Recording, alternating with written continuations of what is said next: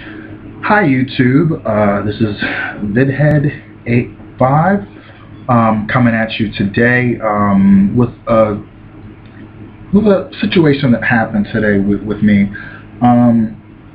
Today is Father's Day, or excuse me, yesterday was Father's Day. I was so excited that that I had my camera and I was able to do YouTube videos that I forgot to wish a happy birthday to all the fathers out there, gay, straight, adopted, or father figure.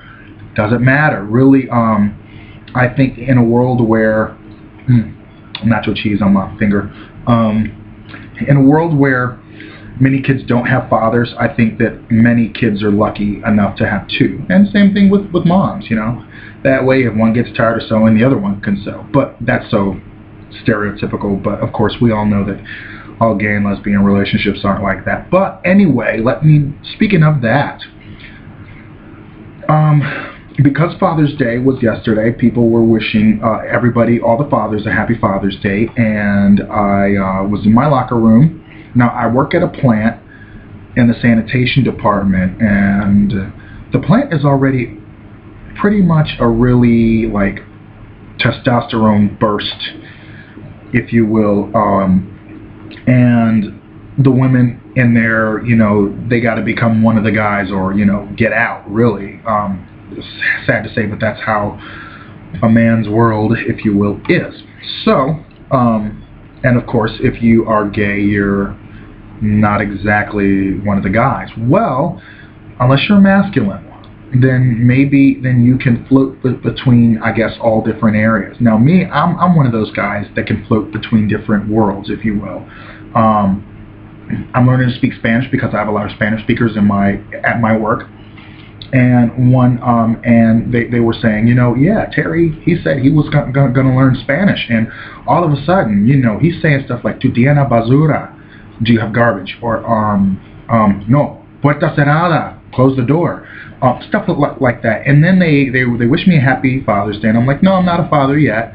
And then they asked me if I had a shorty, and I'm like, well, or something, basically referring to a woman, and I'm like, well, I don't have one of those, you know, trying to skirt it as best I could.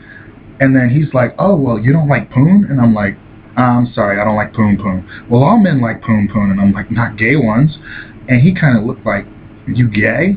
Oh, no, that's not right. You're going to hell. And you think God put you on this earth to be gay? And I was like, womp, womp, womp. Like, what? Like Charlie Brown's teacher to say, I don't really give a damn what you're saying right now. So I'm like, oh, well, what about adulterers and fornicators? It's amazing how you like to selectively pick, you know, you like to selectively pick your, you know, awful things or whatever. And he's like, well, they're going too. I'm like, okay, let me get the hell out of here. Like, this guy is really pissing me off right now, because until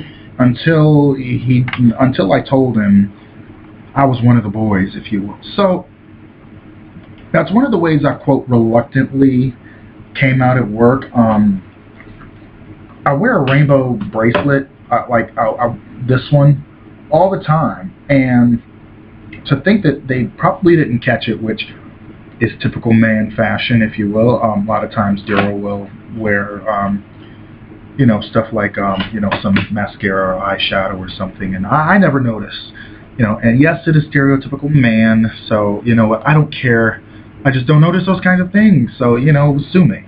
Well, but anyway, that was kind of a weird way to come out at work, and a few days in, I did come out to a few people, only because I guess I was scouting out to see if there was a safe person. And I had a small little incident where I think I gave too much TMI, you know. But and he reacted very hostile, and which was partially my fault, but I knew it. I now know that it was not a safe place to talk about that. And I feel like, why do we shouldn't have to do that, but in an ideal world, I guess you wouldn't have to scout out good territory, for lack of a better term. So There is one guy at work. His name is he shall be unnamed. He is bilingual. He is Hispanic, and the thing is, everybody's, you know, I always hear maricón, pato, faggot, or gay. And a few times I wanted to say yo soy también. In other words, I am one too, or I am too. But I kind of looked at it and I'm like, you know what? I just ate some tortilla chips, so that's why I'm doing all this. Even if I said something, you know, like, would be lost on them. They don't know how it. They don't know. They would never know how it is to question something that's so deeply personal to them. They have no idea because they're straight. They never had to look at an unaccepting society except for the fact that many of them are black and many of the others are Hispanic. And especially black and Hispanic men in today's society, we're like, if we're over a certain age and we haven't been to jail, we're a rarity, okay? And if we haven't been to jail, or if we're not gay, then, you know, like the black and Hispanic women tend to want to monopolize us. And all I'm thinking is, you know what? Stop waiting around for the men of your kind, if you will, to bestow their favor on you. And not only that, but stop being so damn miserable. Black women are some of the most miserable women I've ever known. Now, yes, you made black women go ahead, comment away, blast me out. I don't give a rat's ass. But a lot of times, and that's not just with black women, but a lot of us are standing in our own way. So let me double back though, because I'm getting way off topic. But a lot of times, a lot of women, especially black women, they stand in their own damn way. So when you're single and trying to figure out where your vibrator is at night, understand why.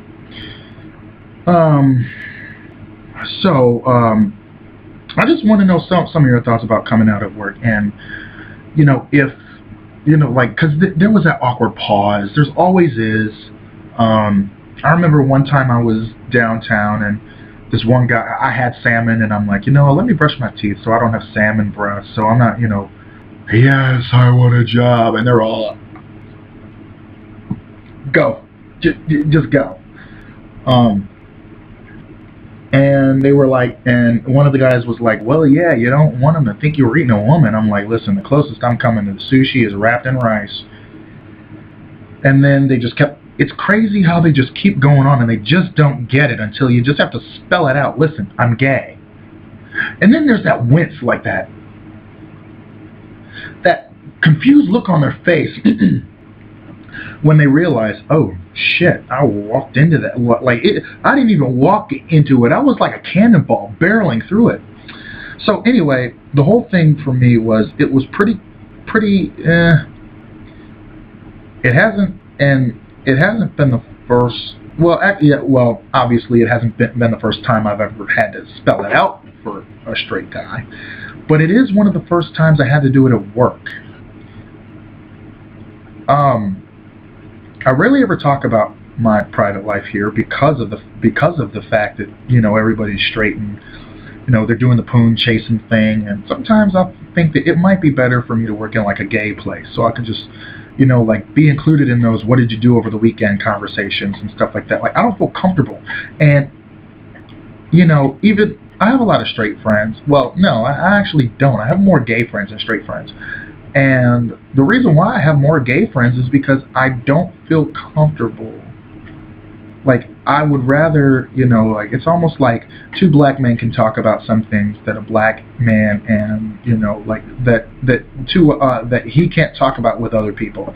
Like, you know, Hispanic individuals, they can talk about some things between themselves that they can't talk about with somebody else of another race. That's how I feel with gay stuff. You know, sometimes there is one person that I can talk to about, like, you know, Daryl and my relationships and stuff like that and some of the things, but of course it's tasteful and everything, and as he is respectful of that too, with, you know, with regard to what he says too. But the thing is though, like, it really kind of boggled me a bit, and even because I'm not very feminine, they feel that it's okay to say fag jokes around me. Now, just because my other coworker has a testicular fortitude to be who he really is, and he's not going to be on his deathbed saying, "I wish I was I wish I was my real self." He's not having an identity crisis, but you're saying, "Pato, yo maricón, maricón, maricón," and I'm sitting here like, somebody's compensating. Somebody's compensating because they don't feel like they're enough of a man, or they're gay themselves, and that happened with me too. But the whole coming out of work thing is really, for me, it's uncomfortable because now, it's very uncomfortable. One of the reasons why I wore the rainbow bracelet, so people would just know and shut the hell up, but apparently that's not the case. But it's something that I wish I never really had to do. You know, after this gentleman was saying his what, I was like, you know what? Would you rather have me with a wife and kids, fooling around with men still, and then, oh, you're gonna blame me for the rise in HIV among black women, and then I have to bring kids into that? Oh. Yeah, that's not gonna happen for me. I'm not gonna do that, because she could be out there getting the love and attention and affection she deserves that I'm not able to provide for her in that way. Like, yeah, I like women, I just don't want to fuck them. I think that's pretty simple, right? So give me your thoughts, you know, things like that. If you ever came out at work, in the comments below. I'm not going to put anything in the box there because I just don't want to. I'm kind of lazy this morning. I just got back from work, and I just kind of had to expound on that a little bit. But if you have ever had to come out at work, how was it? Mainly, I'm usually around like a lot of the guys. There's hardly any ladies at work, and most of them speak Spanish. Some of them are bilingual. Most of the men are bilingual though, and usually it's kind of funny too because I hang more out, or I kind of get along easier with the Hispanic people than I do with my fellow black peers. And there's hardly any black women that work at work. And I kind of find that a little interesting though, but it's okay. It's not like I'm, you know, trying to have an affirmative action quota or anything like that, or I don't know if they do, but but anyway, like I just noticed that there are hardly any black women there. But let me know how did you come out at work? What happened? You know, more than likely it was probably one of those "what did you do over the weekend" conversations, or you know, possibly one of those things where people were chiding you, you know, about if you got a shorty or if you got, you know, someone of the opposite sex, and then you had to say, no, they have the same thing I do. And then you kind of have that uncomfortable conversation. Did people kind of leave you alone after that?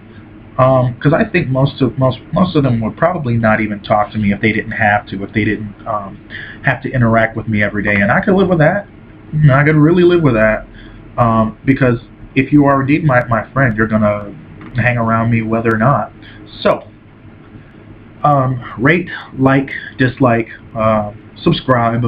I'm gonna be doing a lot of videos anyway. But coming out at work, what are your thoughts? How do you feel about that? You know, what kind of places have you come out in, and that you probably wish you wouldn't have? What kind of places do you wish you probably came out at when you were working? So YouTube, this is Vidhead85 for now, and have a great day. Vidhead85.